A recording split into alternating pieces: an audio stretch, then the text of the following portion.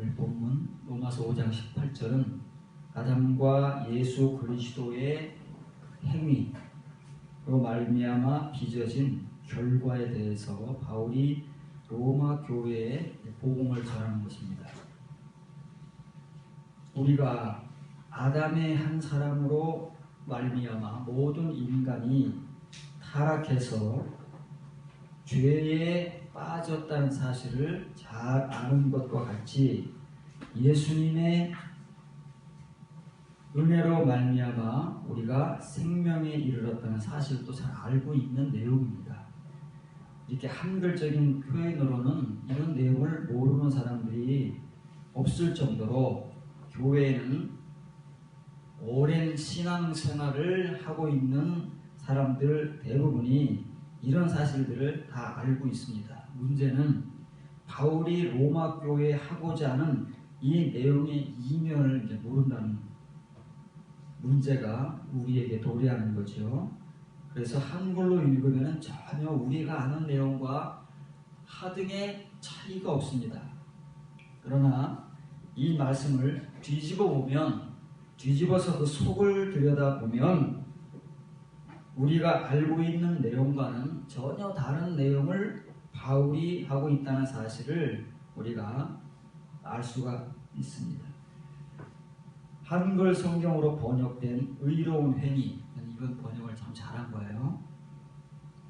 지금 이 의로운 행위가 여러분 프린트에 있는 대로 이 디카이오마토스라는 단어를 의로운 행위로 번역했는데 이건 정확한 번역입니다.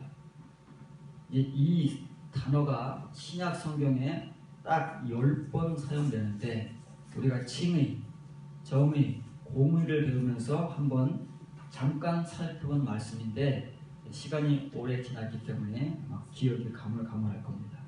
계속 이 말씀은 반복해서 여러분들이 이 자리에 이를 때까지 이 말씀을 반복해서 학습을 해야 되는 거예요. 예수께서도 하나님의 아들이신 예수께서도 이것을 통해서 우리를 생명에 이르게 하셨다는 겁니다. 신구약 성경 공통적으로 하나님을 경외하는 사람들에게서 나타나는 구약 성경의 성도들에게는 미시팟, 공의, 신약 성경의 성도들에게 나타나는 디카이오 마토스, 공의, 이것이 공통적인 거예요. 그래서 하나님의 아들이신 예수님이지만 육신을 입고 세상에 오셔서 십자가의 헌신을 이루기 위해서는 예수님께서도 이게 있어야 되는 거예요. 이것이 없이는 하나님의 일을 이룰 수가 없는 것입니다. 그래서 바울은 지금 이걸 얘기하고 있는데 우리는 이것을 이해할 수준이 아직 되지 않았기 때문에 우리의 말로 로마서 5장 18절을 이해하고 아담이 우리를 대표해서 타락하고 죄인이 되어서 우리가 죄인 된 것 같이 예수 그리스도께서 우리를 대표해서 십자가에 못 박여 죽으심으로 우리가 생명이 이르렀다.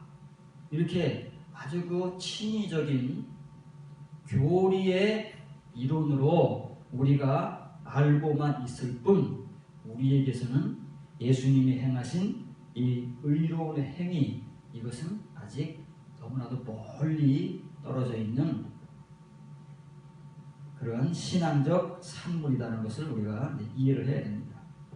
한글 성경에는 생명에 이르렀다고 써있지만 그 생명은 요거고요. 요거를 살짝 빼놓은 겁니다. 뭘 빼놨냐면 디카이오신, 칭의라는 말을 뺐어요. 칭의에 이르는 거예요. 우리가 아는 대로 의롭다 하심에 이르는 거예요. 그런데 그 의롭다 하심은 지난주에 배운 대로 하나님의 생명, 예수 그리스도로 말미암아 하나님 안에 감추어진 그 생명의 칭이라는 말이에요. 그냥 칭의, 그러면 우리가 받은 칭이에요. 예수 그리스도를 믿음으로 아브라함이 86세 때 받은 그 칭의와 동일하지만 생명의 칭의는 바로 디카이오마토스입니다. 디카이오마토스, 의로운 행위와 생명의 칭의에 이르는 것은 동의어예요. 그런데 우리가 이 이 동의의 두 단어를 아직 이해하지 못하기 때문에 이 말을 바울이 로마 교회에 전하는 말을 우리가 지금 가지고 있는 칭의의 은혜로 이해해서 그렇게 전하고 듣기 때문에 바울이 전하는 이 복음 속으로는 아직 한 걸음도 우리가 들어가 보지 못한 그러한 상태에 있다는 사실을 먼저 전제로 하고 오늘 본문을 살펴보도록 하겠습니다. 누가복음 1장 5절 6절에는 유대왕 헤롯 때에 아비야 반열에 제사장 한 사람이 있었으니 이름은 사가랴요. 그의 아내는 아론의 자손이니 이름은 엘리사벳이라. 이 두 사람이 하나님 앞에 의인이니 주의 모든 계명과 규례대로 흠이 없이 행하더라. 이런 사람은 굉장히 드문 거예요. 예수님께서 공생애를 시작하시기 이전, 다시 말해 율법 시대 아닙니까? 율법의 시대에 이 사가랴와 엘리사벳 같은 사람이 구약 성경에나 등장하는 것이지, 이렇게 하나님 앞에서 사가랴와 엘리사벳 같이 주의 모든 계명과 규례대로 흠이 없이 행한다고 인정받는 성도들은 구약 성경에도 드문 사람들이에요.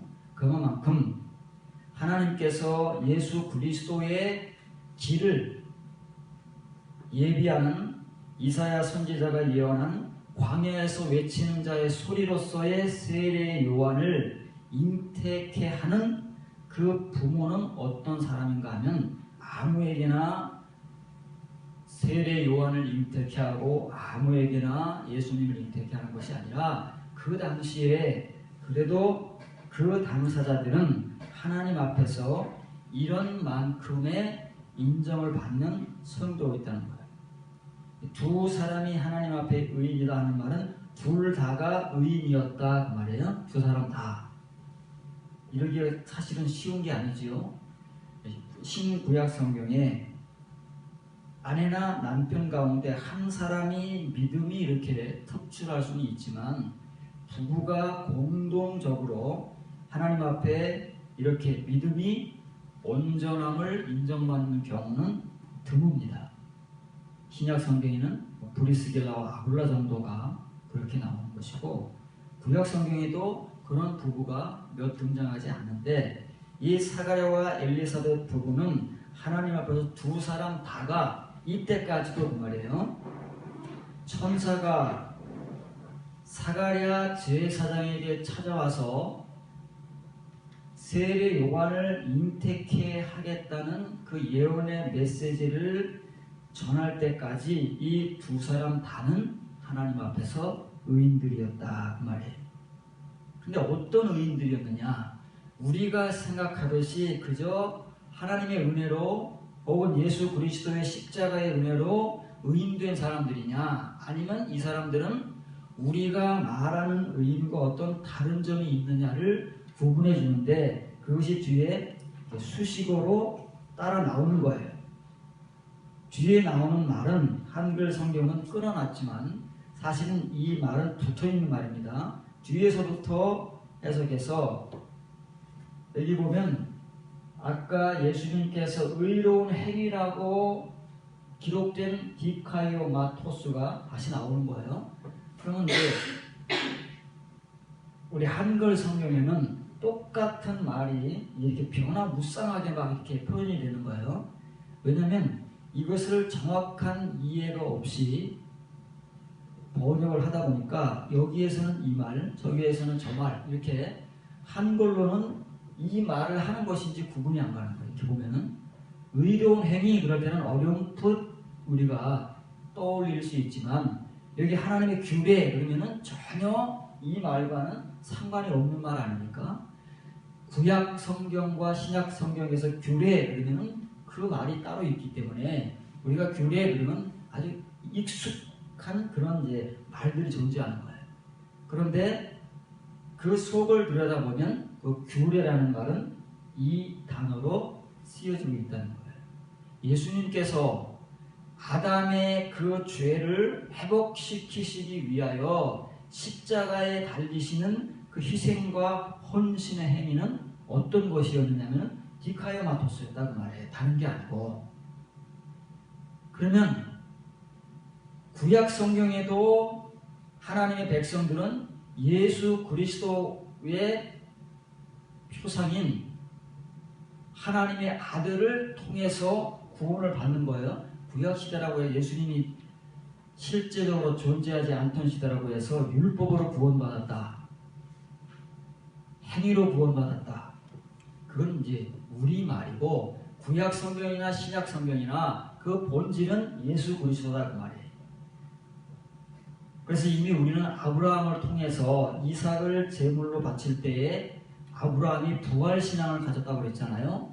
예수님께서 십자가에 죽으시고 부활하기도 이전 수천 년 전에 아브라함은 부활신앙을 갖는 거예요. 왜냐하면 구약신앙의 그 성도들, 거듭나고 구원받은 성도들의 그 이면 속에는 예수 그리스도의 은혜, 말씀, 믿음이 흐르고 있기 때문에 그렇습니다. 그래서 구약 성경의 메시아가 신약 성경의 그리스도니까 동일한 거예요.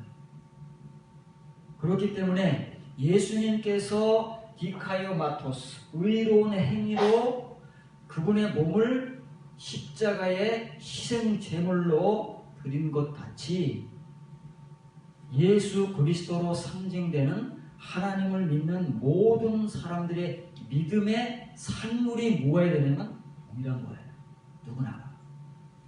어느 누구를 하나님께서 우리에게 증인으로 세우잖아요. 아브라함 이후에, 아브라함을 우리의 믿음의 모델로 세우신 이후부터는 어느 누구를 우리 앞에 이 사람은 내가 인정하는 믿음의 성도라 라고 하나님께서 우리에게 증거하실 때 그 사람들 중에 구약 성경에서는 미시파트, 야샬, 그 의로운 행위, 신약 성경에서는 디카이오마토스, 이 의로운 행위를 증거하지 않는 사람은 없다는 말이에요. 왜냐하면 모든 신구약 성경의 성도들은 하나님께서 그 사람들에게 구원의 증표로 주시는, 하나님의 은혜의 증표로 주시는 이것을 동일하게 속에 품고 살기 때문에 그런 거예요. 근데 우리는 의를 말하고 구원을 말하지만 모든 것이 관념적으로만 머릿속에 담아놓은 거예요. 그런데 오늘 본문 보세요. 이 사가랴와 엘리사벳은 이렇게 공의, 의로운 행위 가운데서 그 안에서 살아가는 의로운 자들이다 그 말이에요.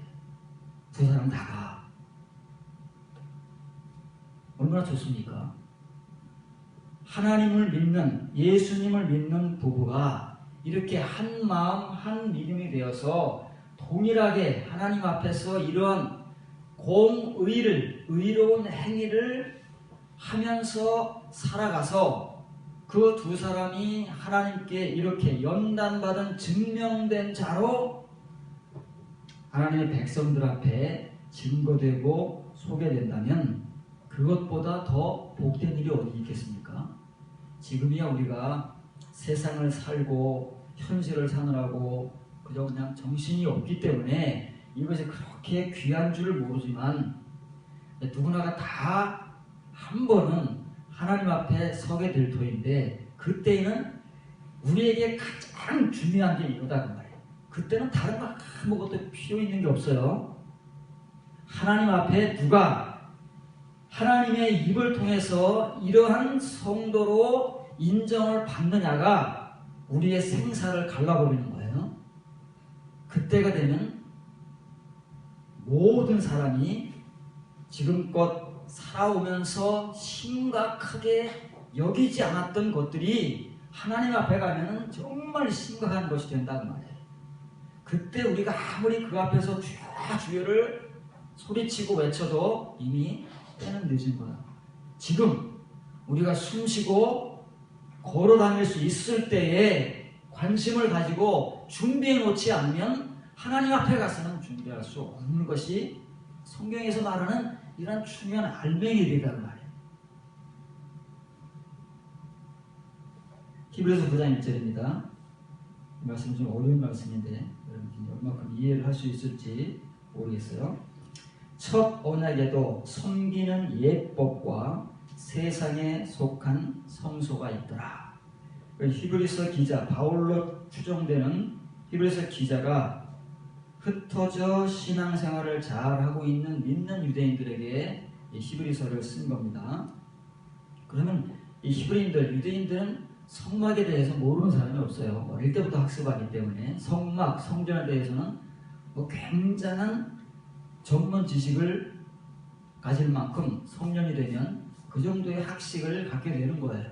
왜냐하면 어렸을 때 계속 반복된 학습을 받고 이 유대인들은 어려서부터 성경을 체계적으로 그 나이에 맞게 학습을 시키기 때문에 오늘날 우리들하고는 수준이, 심의의 수준이 많이 차이가 납니다. 우리는 그냥 두서 없이 교회 생활을 하지만은 이 유대인들은 그렇게 자녀들을 양육하지 않습니다. 철저하게 예수 그리스도를 몰라서 그렇지 그들이 과거 하나님을 믿었던 백성으로서의 율법 교육만큼은요 정말 철저하게 시키는 거예요. 근데 이 첫 언약이라고 표현된 이 언약이라는 말은 우리가 신약 성경에서 배운 스케노스라는 말입니다. 장막이라는 말이에요. 장막이 뭐예요? 성막. 모세 시대부터 다윗 시대까지 존재했던 첫 번째 성막. 첫째 성막은 뭐예요? 겉으로 드러난 성막. 둘째 성막은요, 이면의 성막. 이렇게 성경에서는 표현되는 거예요. 모든 것이 이중 구조를 띠고 성경에 기록되고 있는데 우리는 첫 번째 것밖에는 모르는 거예요. 그런데 이 첫 번째 성막, 하나님께서 모세를 통해서 시내산의 계시로서 그 설계도 모형을 주심으로써 만들어 놓은 그 첫 번째 성막에도 뭐가 들어있느냐면 섬기는 예법이라고 출처불분명한 엉뚱한 말로 써있지만 그게 뭐냐면 바로 디카요 마타예요. 율법의 이 라트레이아스는 구약시대의 제사를 말하는 거예요. 성막은 제사를 상징하는, 대표하는 거예요. 제사를 완성하는 것이 성막 아닙니까? 그래서 구약시대건 신약시대건 뒤에 나오겠지만 하나님을 섬기는 방법은 두 가지가 존재하는데 하나는 경배라는 것이 존재하고 하나는 예배라는 것이 존재하는 거예요. 그런데 우리가 말하는 그 예배는 구약시대에는 제사라는 것으로 존재했고 오늘날에는 우리가 교회에 앉아서 드리는 이 예배라는 것으로 존재하는 거예요. 똑같은 거예요. 구약시대 이스라엘 백성들도 안식일날 쉬면서 하나님의 율법을 지킵니다. 그런데 그 율법의 근간은 뭐냐면은 제사다 그 말이에요. 그러면 성막에서 이루어지는 것은 제사밖에 없잖아요. 그게 예배예요. 그 사람들이 11조를 드리고 헌물을 드리고 안식일을 지키고 율법을 듣고 그런 모든 행위가 오늘날 우리의 행위하고 예배 행위하고 동일한 거예요. 우리는 뭐 좀 다른 것 같지만 전혀 다른 게 없어요. 형식만 다를 뿐이지 내용은 똑같다고 말해요. 우리는 거기에서 벗어나지를 못하는 거예요. 구약시대의 제사, 오늘날 예배는 뭐 굉장히 영적인 것 같아요. 동일합니다. 그때의 예배를 뛰어넘지를 못하는 거예요. 우리의 예배라는 것이 그때의 제사를 뛰어넘지를 못하는 거예요. 그런데 하나님께서는 원래 모세를 통해서 이 제사법, 율법을 주실 때에는 그 제사법들 가운데 담아놓으신 그 본질이 뭐냐면은 디카요마 하다 그 말이에요. 하나님의 공의들, 의로운 행위들을 담아놓은 거예요. 온전한 율법으로 담아놓으신 건데 그 당시 구약시대의 이스라엘 백성들이 이 하나님의 율법을 그 속에 디카요 마타, 공의들로 보지 못하고 표면적인 것들로밖에는 보지 못했지 않습니까? 그러다가 다 멸망을 한 거예요. 구약시대에 북왕국 이스라엘이나 남왕국 유다나 그렇게 살다가 멸망당하는 거잖아요. 그런데 원래 하나님께서 이 성막을 주실 때는 그렇게 주신 거예요. 그래서 첫 번째 성막도 제사 속에 담아놓으신 그 제사의 공의들을 간직하고 있었다 그 말이에요. 언제까지요? 히브리서 기자가 지금 흩어진 유대인들에게 이 편지를 쓸 때까지도 아직 이 에이한이라는 동사는 과거형으로 보이지만 이게 미완료라는 거예요. 헬라어에는 미완료라는 시제가 있어요. 과거는 과거인데 아직 완성되지가 않았다 그 말이에요. 우리가 현재 완료를 중요하게 배우잖아요. 그것은 지금 이루어진 거예요. 지금. 과거서부터 계속 이어져 오다가 지금 누군가에게 이루어진 사건을 현재 완료로 표현하고 미완료는 분명히 과거의 일인데 아직까지 완성이 안 된 거예요.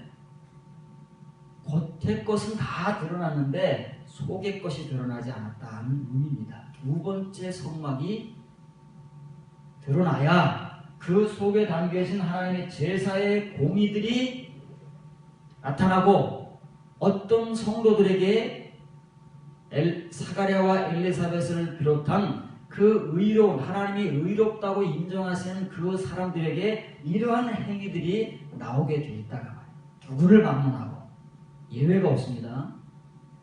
만일 우리가 의를 말하고 구원을 말하고 믿음을 말하고 하나님의 말씀을 말하고 생명을 말하면서도 그것을 주일마다 가르치고 반복 학습하면서도 우리의 삶을 통해서 이 성경의 증인들로부터 하나님께서 인정하고 우리에게 증거하고 계시는 디카이오 마타 예수 그리스도부터 시작해서 어느 신구약 어느 성도를 불문하고 거듭난 성도를 통해서 하나님 증거하시는 이 의로운 행위가 없으면 거짓말이다.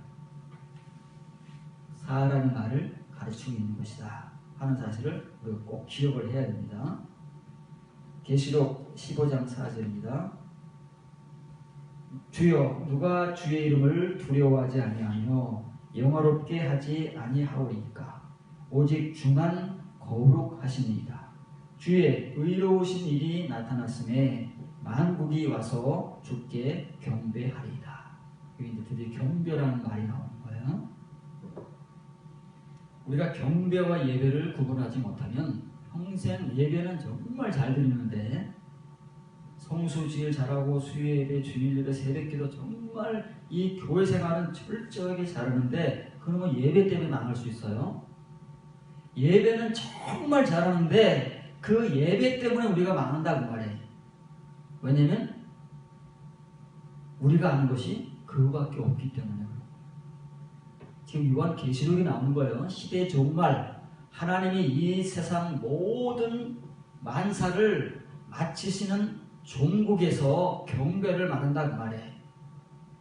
우리가 말하는 경배, 우리는 경배라는 말을 지금 사용하지 않잖아요. 예배라는 말만 사용하는데 그때 하나님께서 경배라고 사용하는 이 말이 담고 있는 의미가 무언가를 우리가 살펴보면서 하나님께서 우리에게 분명하게 드러내시는 그 말씀을 우리가 보지 못하고 그 말씀이 우리의 믿음 가운데 실제하지 않는다면 우리는 예배 때문에 망하는 사람들이 된다 그 말이에요.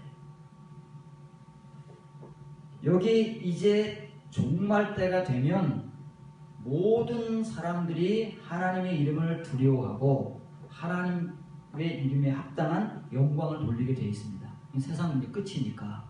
지금까지는 하나님이 우리 때문에 모욕을 당하고 모독을 당하고 하나님을 믿지 않는 사람들이 신이 있다 없다 죽었다 살았다 뭐 갑론을박하지만 종말의 때가 되면 하나님이 실제 그분의 영광을 드러내시기 때문에 어느 누구도 그 앞에서 하나님이 있다 없다 죽었다 살았다 뭐 이런 갑론을박은 이제는 필요가 없는 거예요. 그런 논리적인 논제, 이론적인 논제는 더 이상 쓸모가 없는 거예요. 왜냐하면 하나님이 직접 그분을 나타내시기 때문에. 그런데 어떻게 하나님이 그분의 영광을 나타내시느냐 그 말에 그 종말에 거기 주의 의로우신 일이 나타났 받았다고 말하는 그 이면에는 하나님께서 그분을 모든 세상 사람들에게 나타나신 결과는 만국이에요. 이 에스네라는 말은 이방 혹은 민족, 모든 민족이에요. 탄타, 이걸 제가 이제 이거를 빼고 했어요. 이걸 빼고 했더니 해수가 이걸 알아가지고 이걸 달아주고 막 고쳐주고 그래요. 이건 조금 실수를 한 거예요. 제가 한 건 아니에요. 이런 거예요. 판타라는 거예요. 판타. 모든 이방 민족, 모든 세상 민족들이 하나님을 경배할 것이다 그 말이에요. 그때가 되면. 그때가 믿는 사람, 안 믿는 사람 없어요.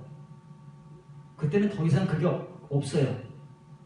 하나님께서 그분의 영광을 딱 드러내시게 되면은 모든 민족이 그분 앞에 머리를 조아리고 무릎을 꿇는다. 그게 경배거든요. 경배라는 말은 구약 성경에 나오는데 그 어원은 무릎을 꿇고 얼굴을 땅에 대는 것을 경배라고 하는 거예요.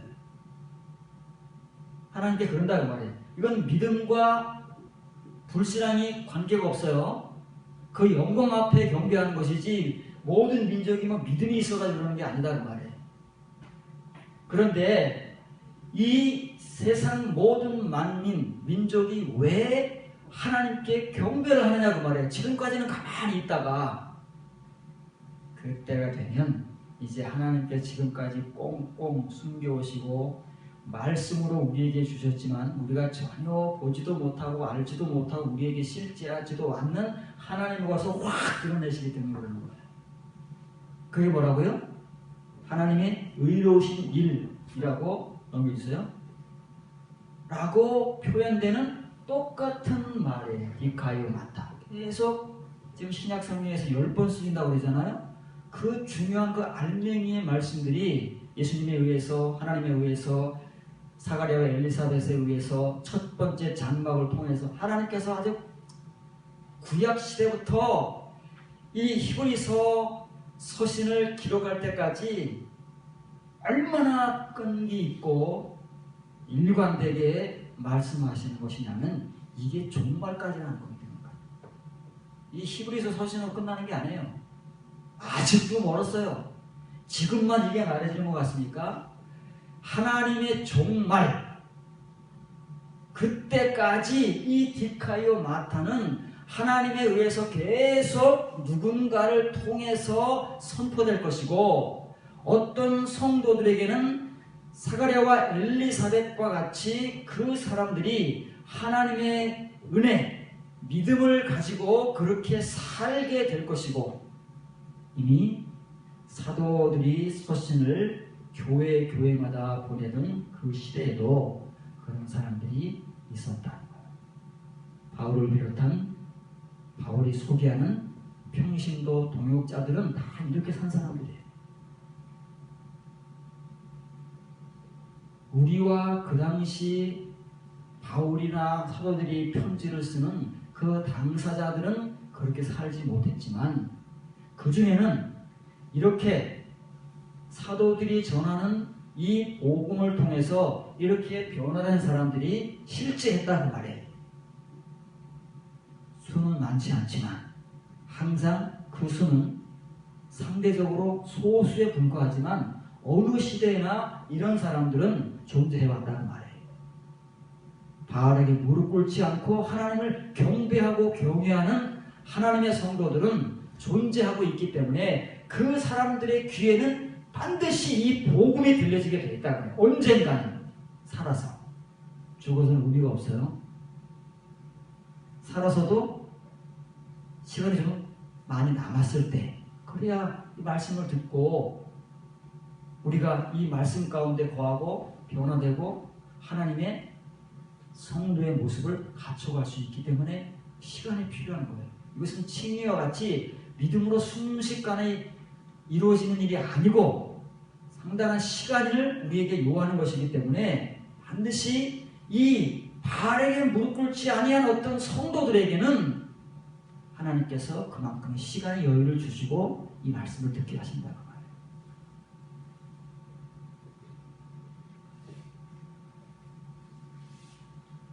자, 이 경배라는 말이 하나님께서 사도 요한을 통해서 이 종말에 모든 만국 백성이 하나님을 경배할 것이다 라고 말씀했지만 구약시대에도 경배가 있었고 신약시대에도 경배가 있어요. 근데 문제는 뭐냐면 하나님을 믿는 하나님의 백성들이 이 예배, 제사라는 말은 너무 잘 알아요. 왜냐하면 그들의 일상 속에서 매일 반복되는 행위이기 때문에 우리 주일 예배같이 매주 반복되는 거예요. 이스라엘 백성들에게는 매주보다도 더 많이 안식일만 제사를 드리는 게 아니잖아요. 절기 때도 드려야 되고 그 사람들에게 무슨 뭐 특별한 일이 벌어지면 그때도 뭐 하나님 앞에 축하 행사를 벌였기 때문에 늘 이런 라트레이라 예배라고 우리에게 소개되는 그 제사의 행위들은 수없이 반복해서 해왔다고 말해요. 그리고 또 경배도 해왔어요. 그런데 문제는 뭐냐면 그렇게 끝없이 반복해온 제사와 오늘날 우리가 지금 끝없이 되풀이하고 그렇게 강조하는 이 주일 성소의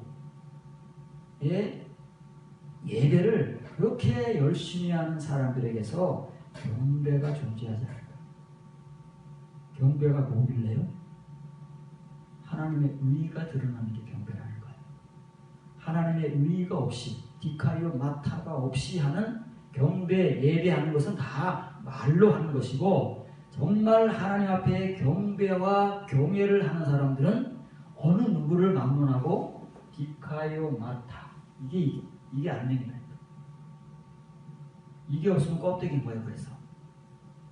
그래서 알곡과 쭉정이가 나눠지는 거예요. 이걸 속에 품고 있는 사람을 성경에서는 알곡이라고 하는 거예요. 이 알맹이가 없이 이상만 있잖아요. 칭의의 은혜, 그 칭의의 은혜인 이상만 가지고 있는 사람을 쭉정이라고 하는 거예요. 껍질만 가지고 있다. 그 속에 맺혀져야 될 충실한 알곡이 없는 사람을 가라지 혹은 쭉정이라고 하는 거예요. 이유를 알아야 해요. 왜 예수님께서 비유 가운데 알곡과 쭉정이의 비유를 두시는지 그거는 우리가 사용만 하라고 주시는 게 아니에요. 우리는 이렇게 되고 다른 사람들은 아니라고 우리는 막 열심히 교회생활 잘하면 그렇게 저절로 되어간다는 그런 식으로 우리가 사용을 하지만 전혀 의미는 다르다고 말해요. 마태복음 2장 11절을 보면 이제 그 의미가 조금 드러나는 거예요. 집에 들어가 아기와 그 어머니 마리아가 함께 있는 것을 보고 엎드려 아기께 경배하고 그 경배가 뭐예요? 요한계시록에 나타난 프로스퀴네오 이 경배예요. 이것은 라트리오는 예배고 예배하다 제사드리다 혹은 신약성경에서 섬기다 그게 다 교회 안에서 하는 행위를 이 라트리오라고 하는 섬기다라고 하는 거예요. 구약시대 이스라엘 백성들이 장막 그 성막 안에서 이루어지는 모든 일들을 신약 성경적 표현으로는 라트리오라고 하는 거예요. 제사 행위들, 오늘날 우리의 예배 행위들, 설교하고 찬송하고 기도하고 헌금하고 봉사하고 하는 이 교회 안에서 벌어지는 모든 일들을 동일하게 그래서 표현을 하는 거예요. 그런데 유대인도 아닌 이방의 동방 박사들이 예수님의 탄생과 맞물려서 예루살렘을 방문하고 그 사람들이 준비해온 예물을 드리면서 엎드려 아기에게 경배했다라는 표현을 쓰고 있어요. 그러니까 이 경배라는 말은 하나님을 믿는 사람들만 하는 게 아니고 아까 말씀드렸잖아요. 경배의 의미는 자기가 존경하고 숭상하는 존재 앞에 무릎을 꿇고 자기 얼굴을 땅에 대는 거예요. 그게 경배예요. 그러니까 이방인들도 경배를 다 하고 있어요. 자기들이 믿는 신에게 경배하고 자기들이 섬기는 왕들에게 경배하고 자기들의 주인들에게 경배하고 다 경배를 하고 있다고 말해요. 그래서 표면적으로 드러나는 경배라는 것들은 다 알고 있어요. 이방인들도 알고 있고 유대인들도 알고 있고 유대인들은 직접 자기들이 하나님 앞에 나와서 제사를 드리고 섬기고 있기 때문에 알고 있다는 말이에요. 그런데 그 사람들이 알고 있던, 그리고 자기들이 경배하고 있다고 생각하는 그 경배를 하나님은 어떻게 보시느냐, 그게 중요하잖아요. 우리가 말하는 건 아무 의미 없어요. 우리가 하나님을 예배한다, 경배한다, 섬긴다, 봉사한다. 우리가 온갖 미사오고를 동원해서 하나님께 뭐 모일 때마다 이렇게 뭐 올려드려 봐도 하나님께서 안 받으시면 어떡하겠어요? 구약의 제사같이 하나님이 지긋지긋해 하시면 어떡할 거예요? 우리가 아무리 그런 행위와 말을 한다고 한들 하나님께서 너 땡큐 하시면 의미가 없는 거예요. 구약시대와 똑같은 거예요. 그걸 지금 우리에게 경배라는 것을 통해서 여러분들에게, 이 경배라는 말이 많이 나오기 때문에 60번이나 나와요. 디카이오 마타보다 6배가 많이 나온 신약 성경에. 여러분들이 잘 몰라서 그렇지, 한글 경배가 아니고 프로스퀴네오라고 하는 헬라어 경배하다는 이 단어가 60번이나 신약 성경에서만 반복되고 있다는 말이에요.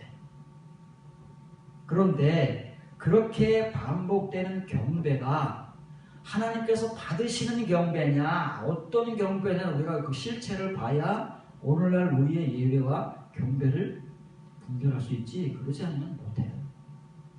이 당시 유대인들도 다 하나님을 경배하고 하나님을 섬긴다고 믿어왔고, 오늘날 우리도 이 예배를 통해서 하나님을 경배하고 예배하고 섬긴다고 동일하게 믿고 있는데, 거기다 대고 누가 무슨 말을 어떻게 하겠습니까? 하나님만이, 그리고 하나님의 이 복음을 가진 자들만이 거기다 대고 돌멩이를 던질 수 있는 거예요. 파문을 일으킬 수 있다는 말이에요. 마태복음 15장 8절 9절입니다. 이 백성이 입과 입술로는 나를 공경하되 마음은 내게서 멀도다. 사람의 계명으로 교훈을 삼아 가르치니 나를 헛되이 경배하라. 경배해요. 유대인들은 철저하게 하나님을 경배합니다. 말씀드렸다시피 오늘날 우리가 예배를 드리는 그 행위보다, 예배 행위보다 구약시대 혹은 신약시대의 유대인들이 하나님을 경배하는 그 행위가 더 철저했어요. 형식적으로. 우리는 사실 따라가지를 못해요. 그 사람들의 열심과 그 철저함에는 우리가 못 따라가요. 그런데 거기다 대고 하나님과 예수님, 그리고 선지자들을 통해서, 사도들을 통해서 구약시대, 신약시대에 하나님을 믿는 백성들에게 하나님의 대못을 박아버리는 거예요. 경배하는 건 사실이다 그 말이에요. 그 사람들이 늘 입으로 자랑하듯이 나를 경배하는 것은 사실인데, 그 경배의 내용을 하나님께서 확 들춰가지고 우리 앞에 그 실체를 드러내버리면 그 당시에 하나님을 경배한다는 사람들의 모습이 이렇다고 해요. 오늘날 하나님을 예배한다, 경배한다고 하는 저와 여러분들의 모습이 어떤 것이었느냐면 바로 이런 것이었다 그 말이에요. 동일한 거예요. 다르게 생각하면 아직 멀었어요. 아, 그렇구나, 동일한 거구나. 그때 그 사람들이나 내가 지금 하나님께 하는 것이나 그 동일한 거구나 하고 그것만이라도 이렇게 긍정하고 인정할 수 있는 사람이라면 소망이 있는 거예요. 뭔가 그래도 들려오는 게 있기 때문에 그런 거지. 자, 살펴보겠습니다. 여기 공경한다는 말은 오역입니다. 공경한다는 말은 앵기제이라는 말이에요. 앵기제이는 큰 글자로 썼어요. 하도 유대인들이 예수님 시대까지도 그러고 있으니까 이 말씀은 이사야서를 인용하는 거예요. 하나님 예수님께서 이사야서의 말씀들을 듣지도 못하고 보지도 못하면서 듣는다고 하고 본다고 하고 전한다고 하고 하나님을 경배하지도 않으면서 자꾸만 하나님을 경배한다고 하니까 예수님께서 그냥 확 드러내 보시는 거예요. 이 백성이 하나님의 백성이에요. 하나님의 백성이 유대인들이나 우리가 하나님의 은혜로, 지금은 예수 그리스도의 은혜로 말미암아 하나님 입으로는 말해요. 이게 우리는 강하잖아요. 세계에서 제일 강한 민족이 우리 민족. 입이 제일 강해. 세계에서. 입으로 하는 것은 세계에서 1위로. 그거밖에 없어. 그러니까 우리만 그런 게 아니에요. 모든 하나님을 믿는 사람들에게서 칭의의 은혜를 가진 사람들에게서 드러나는 것이 동일한 거예요. 뭘래요? 입으로만 하나님께 가깝다. 우리는 하나님께 간 사람들이야. 우리는 예수 그리스도 안에 거하는 사람들이야. 우리는 하나님의 백성이라서 천국의 자녀야. 하나님과 함께 있는 사람들이야 라고 뭘로 한다고요? 입으로. 때렸지만 입과 입술로 열심히 하는 거예요. 입이 입술이지요. 왜 입이라고 하냐면 말이라고 하는 것은 입술로만 가지고는 못합니다. 혀가 있어야 되는 거예요. 그래서 입이라고 하는 거예요. 한글 성경에서 뺐지만 여기는 입과 입술로 말미암아 우리는 하나님께 가까운 존재다. 하나님의 백성들이다라고 이렇게 하고 있다는 거예요. 그 누가 하는 말씀이에요? 하나님과 예수님이 하시는 말씀이다. 그 말에 누구를 향해서? 이방 민족들이 아니고 하나님을 지금 잘 경배한다고 주장하고 강조하고 있는 하나님의 백성들을 향해서 대못을 받고 있는 거예요. 못을 박혀야 돼요. 이 못이 나에게 박히면, 내가 악소리가 나면 그 사람은 사랑할 수 있는 사람이에요. 무덤덤하잖아요. 감각이 없잖아요. 내 양심이 죽은 사람, 화인 맞은 사람이에요. 소망이 없는 사람이 그렇다는 거예요. 그럼 마음이 입으로는, 입과 입술로는 하나님께 가깝다고 막 아주 아우성을 쳐요. 하나님을 잘 믿는다고 막 자랑을 해요. 서로 난쟁이 도토리 키재기들을 하는 거예요. 우리같이. 내 믿음이 더 좋네, 네 믿음이 더 좋네, 내 신앙생활 한 지가 언제고, 내가 직분이 뭐고 말이지, 내 목사 연륜이 20년이 30년이, 이런 거 가지고 도토리 키재기를 하는 거예요. 그런데 정작 하나님께서 원하시는 건 뭐예요? 우리의 입과 입술이 아니고 우리의 마음인데, 그 마음은 뭘보다도 예수님께서 어떻게 표현을 하시냐면, 이게 뭘보다예요? 포로라는 말이 뭘이라는 말이에요. 근데 얼만큼 뭐냐 하면은 앞에 헤이, 자기들은 하나님께 지금 가깝다고 지금 얘기하는데 하나님을 보실 때는 저 멀어도 보통 먼 게 아니고 아주 충분히 더 이상 멀어질 수 없을 정도의 거리감을 가지고 멀리 있으면서도 뭐가요? 마음은 입과 입술로만 하나님께 가까이 왔다고, 하나님 안에 거한다고, 하나님을 섬긴다고 이러고 있는 모습이 하나님 눈에는 그 당시 그 사람들이나 오늘 우리들이나 방불하다 그 말이에요. 이 말씀을 들어야 된다 그 말이에요. 왜 구약시대에 이스라엘 백성들이 멸망하고 예수님 시대에 왜 그 사람들이 멸망을 하겠어요? 대놓고 하나님께서 이런 말씀들을 해주심에도 불구하고 그 사람들이 못 듣는 거예요. 안 듣고 못 들으니까 급기야는 멸망할 수밖에 없는 거예요. 자기들은 지금 잘 믿고 있다고 생각하는데 왜 우리에다가 이따위 말을 하는 거야? 왜 우리를 이따위로 취급하는 거야? 라고 대들고 기분 나빠하고 복음을 받아치워버리니까 그 사람들은 들어도 듣지 못하고 보면서도 보지 못하는 하나님의 백성들이다 그 말이에요. 그 말 하는 겁니다. 하나 넘겨주세요. 자, 그러면 왜 이 사람들이 입술과 입만으로 하나님께 가깝다, 하나님을 경배한다 라고 하면서 마음은 하나님께로부터 그렇게 멀리 떨어져 있느냐? 그 뭘로 아느냐 도대체? 사람이 말 들어서는 모르잖아요. 우리가 서로가 말로 할 때 정말 이 사람 믿음이 좋은 사람인가? 말로 할 때 믿음이 좋은 것 같은데 정말 그런지는 모르잖아요. 우리가 서로를. 그럼 뭘 아느냐면 그 사람이 자기가 하는 말을 자기의 실제적인 삶이나 행위로 드러내느냐 그렇지 못하느냐가 증거하는 것이지 말로는 잘 모르는 거예요. 그래서 예수님께서도 이렇게 말로만 해놓으면 도대체 누가 분간을 하고 구분을 하고 분별을 하겠어요.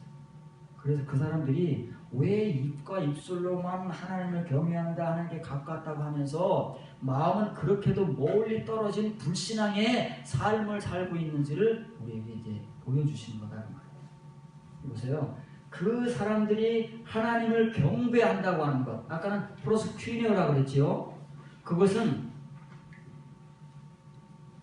교리적인 이론적인 경배예요. 경배할 때 우리가 하나님을 경배한다, 하나님을 예배한다. 예배는 실제적으로 제사를 드리고 우리가 이렇게 나와 앉아서 이렇게 행위를 하는 것이기 때문에 어떤 행동이 있는 것이지만 경배는 사실 막연하잖아요. 경배하는 것은 어떤 행위를 하나님께서 우리 앞에 안 계시기 때문에 우리가 거기 가서 엎드려서 뭐 땅에 얼굴을 댈 수도 없는 일이고 지금 경배를 어떻게 표현을 할 수가 없어요. 그래서 그 하나님을 경배하느냐 경배하지 않느냐를 판가름할 수 있는 방법을 하나님께서 한 가지 주셨는데 그것이 우리의 삶으로 드러나는 세보마이다 그 말이에요. 세보마이. 몇 번 들었죠? 칭의의 은혜를 받은 하나님의 백성들 중에서도 하나님을 이렇게 세보마이 하는 사람도 있다고 했잖아요. 그런 사람들은 바울이 각 유럽의 성들을 다니면서 복음을 전할 때는 이 경건한 자들은 바울의 복음을 듣는 거예요. 그러면 이 칭의의 은혜 가운데서 이 세보마이 경건한 자, 하나님을 경배하는 자들의 특징은 뭐냐면 복음을 전할 때 그 복음을 들을 수 있는 사람들이 듣고 용접하는 사람들이다 그 말이에요. 지금으로 말하면 이제 우리가 디카이오 마타라고 하는 이면의 복음을 전하잖아요. 알맹이를 전할 때 그 복음을 듣고 용접할 수 있는 사람들이 누구냐면 지금 교회 안에 거하는 사람들 중에서 하나님을 경건하게 섬기는, 다시 말하면 경배하는 사람들이다 그 말이에요. 그런데 예수님이 말씀하신 이 사람은 어때요? 입과 입술로만 하고 있는 사람이기 때문에 헛되이 경배하는 거예요. 헛되이. 그 사람들이 경건이라는 게 없는 거예요. 말로는 경건이 있어요. 이 사람들에게는 모든 말로는 없는 게 없어요. 경건, 경배, 그리고 믿음, 율법, 온갖 성경에 등장하는 은혜로운 단어들은 다 존재하지만 실제가 없다는 거예요. 실제. 이 세보마이도 없다는 거예요. 하나님 이렇게도 경배하고 경건하게 되지 못한 존재들이 바로 그 당시 하나님을 경배한다고 하는 하나님의 자녀요 하나님의 백성이라고 자부하던 그 사람들의 실체다 그 말이에요. 그럼 왜 이 사람들은 이렇게밖에 살 수 없느냐 그 말이에요. 똑같이 하나님을 믿는데 똑같이 하나님의 은혜를 받는데 하나님께서는 뭐 다른 은혜를 주시겠어요? 동일한 은혜를 주시고자 하시는데 왜 이 사람들은 이렇게밖에는 하나님께 인정을 못 받고 어떤 사람들은 사가랴와 엘리사벳 같은 사람들은 하나님 앞에 그들의 의로운 행위들을 하면서 하나님 앞에 둘 사람 다가 의인들이라고 인정을 하느냐. 왜 이런 차이점이 결과로 드러나느냐 하는 이유를 예수님께서 사도들이 말하기 전에 우리에게 말씀을 해주신 거예요. 그 사람들이 입과 입술로는 정말 누구에게 뒤지지 않을 만큼 믿음도 좋고 교회 생활도 정말 충실하고 열심적으로 잘하는데 왜 마음은 그렇게 하나님께로부터 멀고 이 세보마이조차도 하나님께 인정을 받지 못하느냐 하면 그 사람들이나 그 사람들에게서 배우는 사람들이 여기 보니까 사람들의 계명을 여기 너무 길어가지고 제가 자른 거예요. 엔톨마 뒷자리죠. 우리 안트로폰 둘 다 복수형이에요. 사람들의 계명들이에요. 사람들의 계명들이 뭐겠어요? 사람들이 뭐 계명을 만들어 가지고 가르치는 거겠어요? 그런 것도 있어요. 어떤 거요? 조상들의 유전. 율법에는 존재하지 않지만 조상 내대로 내려오던 그 유전 규례들이 있잖아요. 관습들. 그런 것도 여기에 포함되지만 하나님의 율법을 표면적인 것 밖에는 모르기 때문에 그걸 가지고 이렇게 살아야 된다 저렇게 살아야 된다고 막 말을 하잖아요. 그러면 하나님 말씀을 하는 게 아니다 그 말이에요. 왜냐하면 하나님 말씀 그게 아니니까. 우리 딴에는 그 당시에 율법사들이나 서기관들이나 바리새인들이 자기들 딴에는 열심히 율법을 가르쳐요. 오늘날 우리들 입장에서는 열심히 하나님 말씀을 전하고 가르쳐요. 그런데 그것은 이렇게 표면적인 것들을 가지고 가르치기 때문에 하나님의 말씀이 알맹이가 없다 그 말이에요. 그러면 알맹이를 전해야 될 때는 알맹이가 없으면 하나님 말씀이 아니다 그 말이에요. 껍데기를 전할 때 상관없어요. 똑같으니까. 그런데 이렇게 디카요 마타 하나님의 의로운 행위들 혹은 하나님의 경배, 경건 이런 것들을 전해야 될 때에는 껍데기 가지고 안 되잖아요. 왜? 하나님의 알맹이를 말씀하고 있으니까. 그럼 우리도 그 알맹이를 말해야 되는데 우리가 알맹이가 없으니까 알맹이를 말을 못해요. 그럴 때는 우리는 하나님의 말씀을 가르친다고 생각하지만 그 말은 사람들의 계명이라는 거예요. 내가 생각해내고 내가 감동받고 내가 연구하고 내가 묵상한 나에게서 나오는 말들이다 말이에요. 성경에서 말하는 사람의 말을 이해를 해야 돼요. 그래야 거짓말을 이해합니다. 사람의 말들을 너무 많이 해요.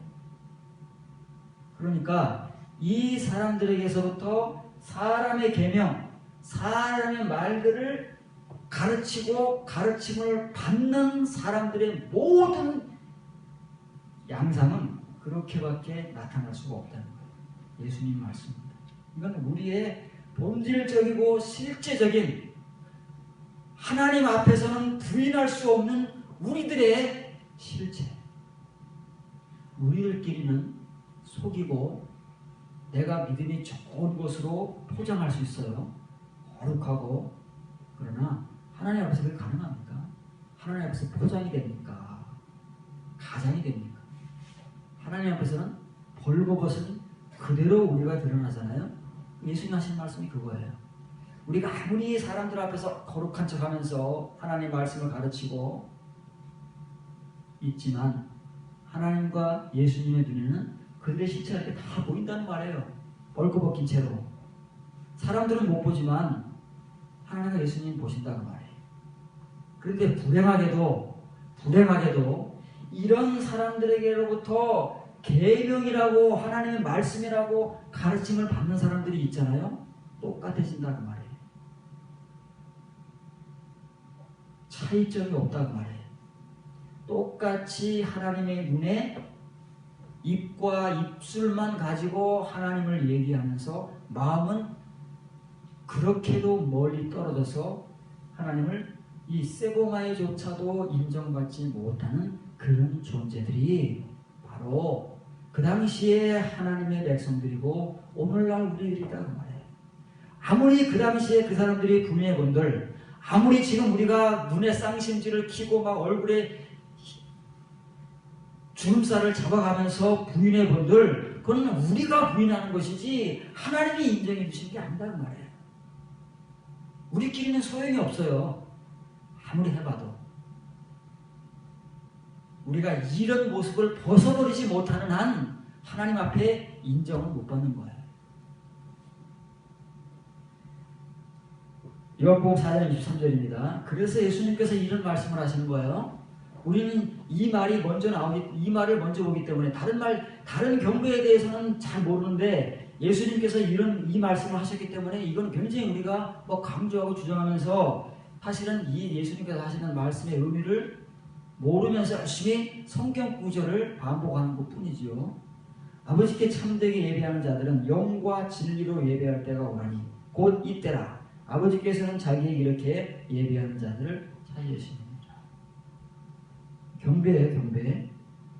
한글로 예배라고 하지만 이게 프로스퀴네오란 말이에요. 지금까지 우리가 요한계시록을 시작으로 해서 하나님이 우리에게 말씀하시는 경배, 인정하시는 경배, 요구하시는 경배가 뭐냐면 예수님이 정의를 내려주시는 것. 왜 그 당시에 이 하나님의 백성들이라고 하는 유대인들이 그렇게 자기들은 하나님을 경배한다, 경외한다고 하고 있는데 왜 하나님 인정을 안 해주시는가? 왜 그들은 입과 입술로만 그렇게 하는 존재들이라고 하나님께 낙인 찍히는가? 그 이유는 경배라고 하는 것은 입과 입술로 하는 게 아니라 뭐로 하는 거라고요? 영과 진리로. 배운 적이 있죠? 영과 진리가 뭔지 이해를 하시겠습니까? 영과 진리는 동의어예요. 영이 진리고 진리가 영이잖아요. 진리의 영, 그리스도의 영. 똑같은 말이에요. 그러면 이제 여러분들이 영 그러면 이제 금방 여러분들에게 다가와야 돼요. 뭐가? 분별과 이해가. 영이 뭐냐? 영 내만. 이렇게 딱 금방 닿아야 돼요. 왜냐하면 성경에서 영이 무엇이라고 저희를 내려주신 분은 예수님밖에 없어요. 경배를 통해서도 그렇고 말씀을 통해서도 그렇고 영이 무엇이다. 우리가 아는 그 애매모호한 영이 아니고 실제적인 영, 그 영이 무엇이라고 우리에게 정의를 정확하게 내려주신 분은 예수님이 먼저이다. 그래서 경배를 말씀하는 거예요. 하나님께 경배하는 원래 경배자들은 구약시대에 하나님께 경배했던 경배자들은 영과 진리로 경배해요. 하나님은 그런 경배만 받으시면 하나님이라는 말이에요. 이 마태복음 15장하고 상황이 완전히 다르죠. 그런데 그렇게 경배할 때가 온다 그 말이에요. 그런데 그때가 언제냐면 또 지금이다 그 말이에요. 지금부터 시작이라는 말이에요. 앞으로 올 건데 지금부터 시작이라는 거예요. 지금부터 시작이지만 이 말을 알아듣는 사람이 없으니까 앞으로 이루어질 일이에요. 그래서 지금 시제가 미래와 현재가 지금 동시에 예수님에 의해서 말씀되는 거예요. 자, 아버지께 예배하는 자들은 영과 진리로 예배할 때가 온다. 앞으로 지금 오고 있다 그 말이에요. 근데 또 바꿔 말하면 사실은 과거서부터 그랬고 지금도 그러고 있다 그 말이에요. 이 하나님의 백성인 이스라엘 백성들이 이 말귀를 못 알아듣고 이렇게 하나님을 경배하지 않고 있어서 그렇지 원래 이 경배라는 것은 과거부터 이런 경배자들이 존재해 왔고 지금도 이런 사람들이 있다 그 말이에요. 그 대표적인 사람이 누구라고요? 사가랴와 엘리사벳.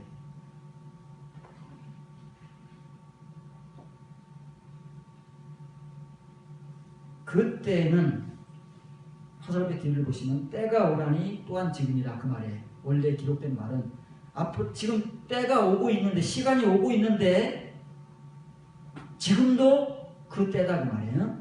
그때에 지금이면 그때가 아니죠. 그러니까 앞으로 오고 있기 때문에 그때가 되는 거예요.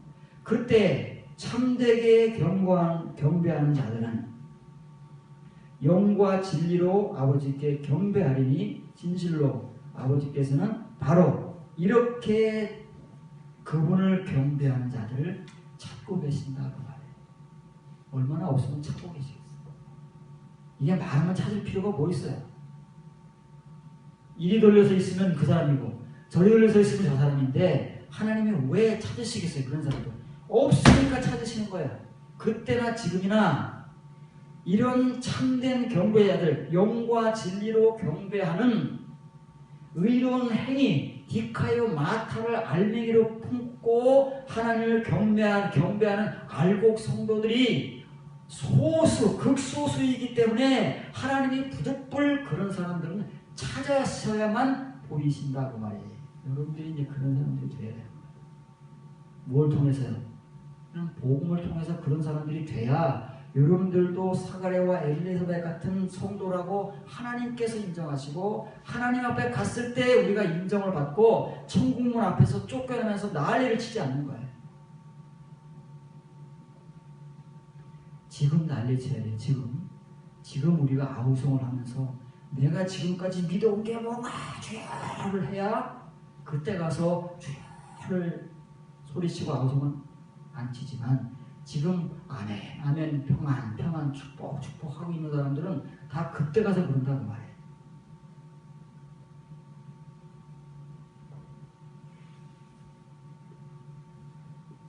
요한계시록 19장 7절 8절입니다. 마지막 부분이에요. 우리가 즐거워하고 크게 기뻐하며 그에게 영광을 돌리세. 어린 양의 혼인기한이 이르렀고 그의 아내가 자신을 준비하였으므로 그에게 빛나고 깨끗한 세마포 옷을 입도록 허락하셨으니 이 세마포 옷은 성도들의 의로운 행실이로다. 그러니까 이 디카이오 마타를 의로운 행위라고 번역한 한글 성경은 딱 두 군데예요. 처음에 읽은 로마서 5장 18절과 요한계시록 19장 본문을 제외하고는 다 다른 말로 번역을 해놨기 때문에 그 말들이 디카이오 마타라고는 우리가 생각을 못하는 거예요. 자, 요한계시록 15장에서는 이제 모든 만국 백성이 하나님께서 그분의 디카이오 마타 의로운 행위들을 이제 이 공이라는 것이 심판과 동의어잖아요. 구약 성경의 뮤직 파트는 심판과 공의의 뜻을 같이 갖고 있는 거예요.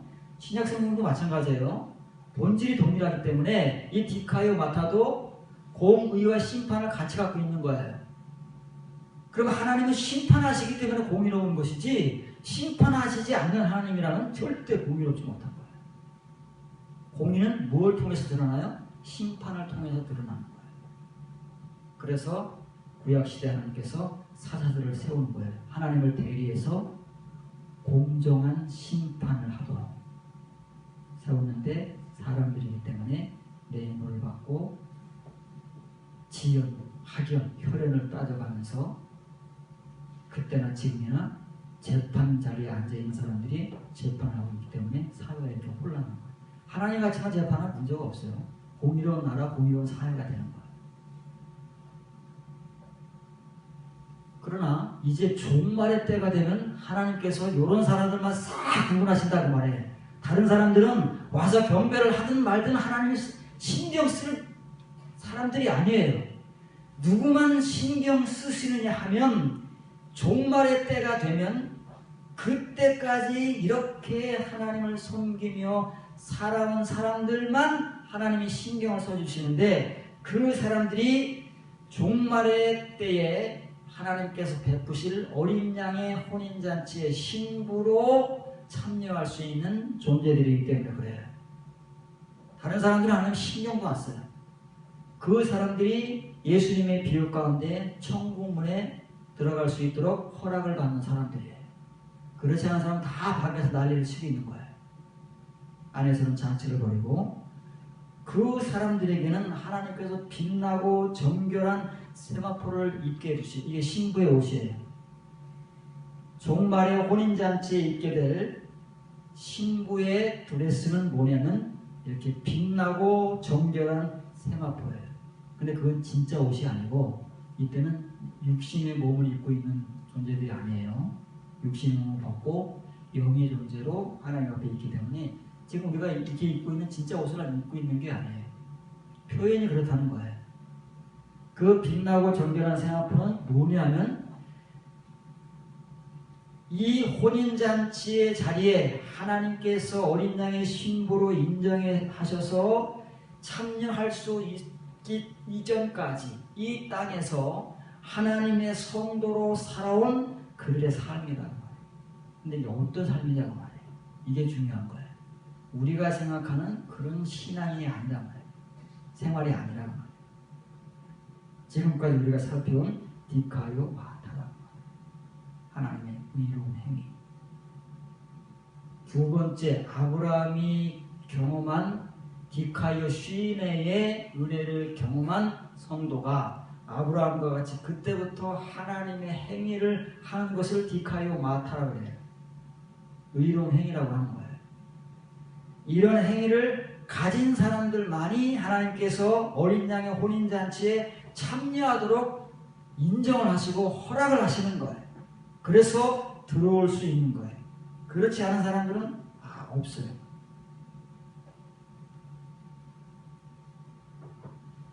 그래서 이 디카이오 마타를 같은 영어 성경, 우리가 여러분들에게 이제 소개해주는 킹 제임스 버전의 개통의 성경들이 몇 권이 있거든요. 거기서는 이거를 갖다 그냥 righteousness, 디카이오 시인이라고 번역하는 킹 제임스 버전이 있어요. 킹 제임스 버전에서는 이렇게 번역을 하는 거예요. 이건 오역이에요. 이건 디카이오 시인을 righteousness로 직역을 해야 되는 거예요. 디카이오 마타는 뭐냐면은 이거는 의로운 행위예요. 공의인데 공의를 다른 말로 풀면 뭐냐면 이거다 그 말이에요. righteous acts. 의로운 행위들이다 그 말이에요. 이게 정확한 직역이잖아요. 이게 복수니까. 의로운 행위들이에요. 이게 뉴 킹 제임스 버전, 아메리칸 스탠다드 버전, 뉴 아메리칸 스탠다드 버전에서는 이렇게 직역을 하는 거예요. 이게 맞는 말이니까. 그러니까 같은 성경이라도 성경들이 종류가 많잖아요. 그 성경들이라도 이 하나님의 본문의 말씀을 어떻게 번역하고 있느냐에 따라서 권위를 갖는 거예요. 권위를. 왜? 하나님의 말씀은 하나님의 권위니까. 우리의 권위, 이 목회자들이 소위 말하는 목회자들의 권위가 어디서 나오는 거냐? 뭐 우리가 뭐에 힘주고 뭐 성직자고 여러분들 앞에서 뭐 군림한다고 해서 우리 권위가 세워지는 게 아니에요.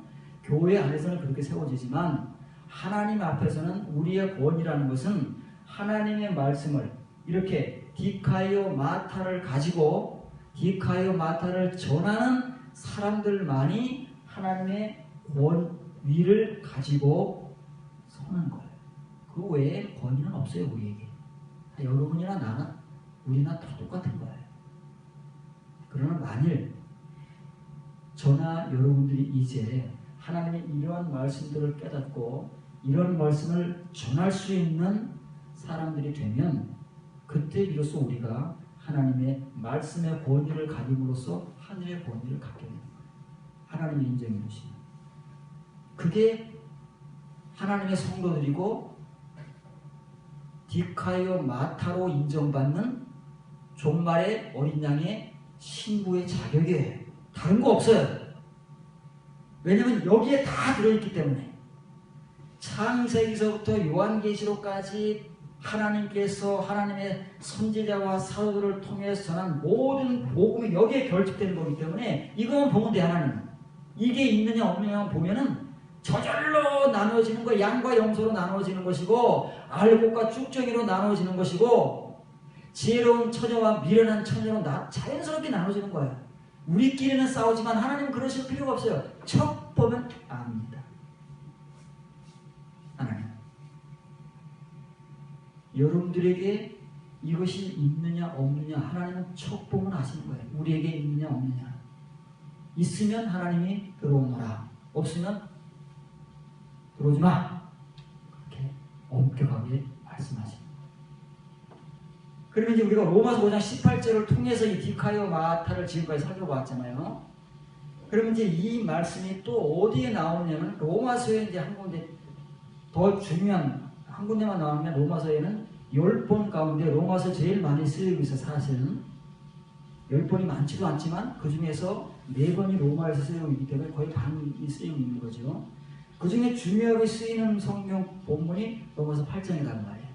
여러분들이 소개하지만 로마서 8장 우리가 우습게 보면 안 돼요. 6장과 7장을 건너온 사람들에게 전하는 복음이 8장이에요. 근데 우리는 8장도 우리가 아는 친이의 그냥 말로 이해하기 때문에 한글 성경에 또 그렇게 써 있어요. 보면 알겠지만. 그러므로 이제 그리스도 예수 안에 있는 자들은 결코 정죄함이 없나니 우리가 사용하는 말이잖아요. 예수 그리스도를 믿고 구원받은 자들에게는 결코 이제는 정죄함이 없나니.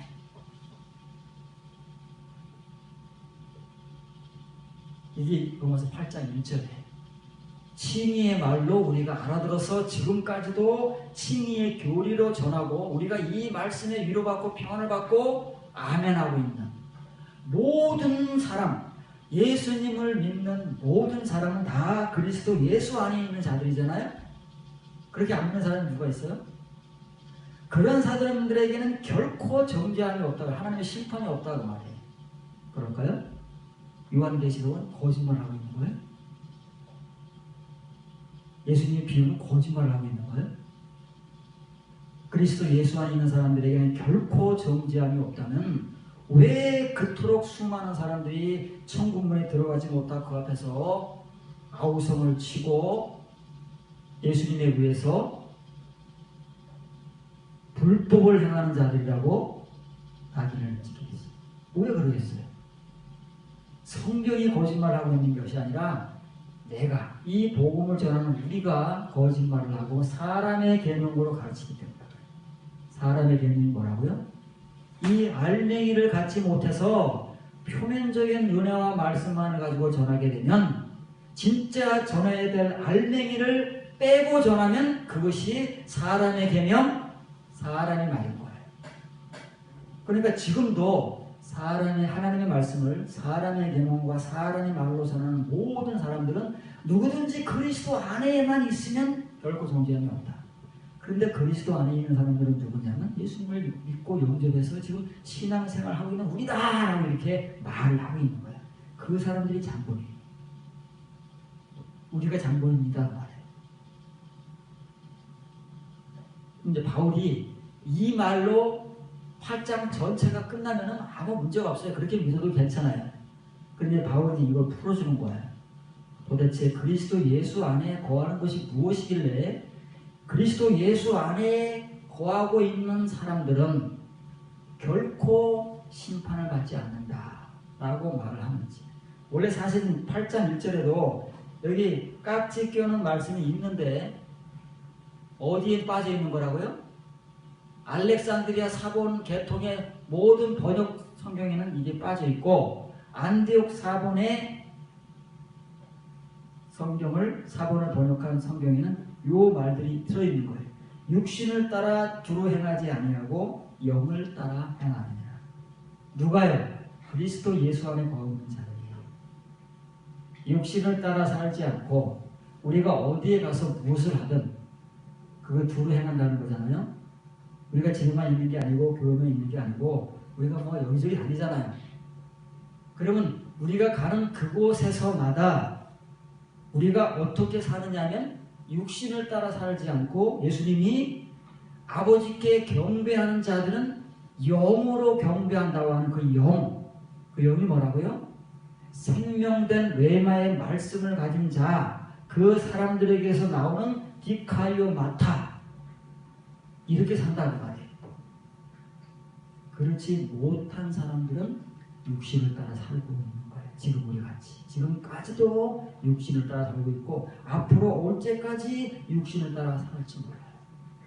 그런데 육신을 따르지 않고 그 영을 따라 행하는 우리예요. 우리. 바울이 말하는 우리는 로마 교인들이 아니에요. 이렇게 디카이오 마타를 속에 알맹이로 가지고 있는 우리 그 성도들은 그 사람들에게는 율법의 요구가 이루어지게 하려 합니다. 그 율법의 요구가 뭐예요? 그 요구라는 말이 디카이오 마타라는 말이에요. 반드시 율법은 의를 요구해요. 율법의 본질이 그래요. 그래서 율법을 못 지키면 다 정죄받는 거예요. 그럼 누가 율법을 지키겠어요? 사람이 어떻게 율법을 지키겠어요? 그래서 예수님께서 십자가의 죽으심으로 그 율법을 완성하셨다고 우리가 그렇게 말을 하는 거예요. 그래서 율법인의 행위니 우리가 이런 걸 부인하는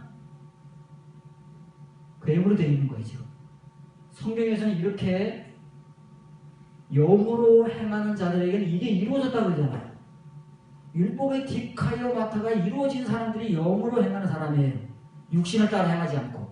그런데 우리는 지금까지도 육신을 따라 행하면서도 예수 그리스도의 십자가의 은혜로 율법은 폐기되고 율법은 완성되고 우리에게 더 이상 율법의 요구는 존재하지 않아요. 율법의 요구 존재하나요? 육신을 따라 행하는 사람들에게는 하나님이 아직도 이걸 요구하고 계시는 거예요. 왜요? 나왔잖아요. 종말의 어린 양의 혼인잔치의 신부로 참석할 수 있는 자격이 이거기 때문에 이걸 요구하는 거예요. 지금도 하나님은. 그래서 지금 요구하시는 거예요. 지금 요구해서 그것이 우리에게 지금 이루어져야 훗날 어린 양의 혼인잔치에 참석할 수 있는 우리가 되니까 지금 요구하는 거예요. 그래서 사도들이 이 복음을 전하는 겁니다.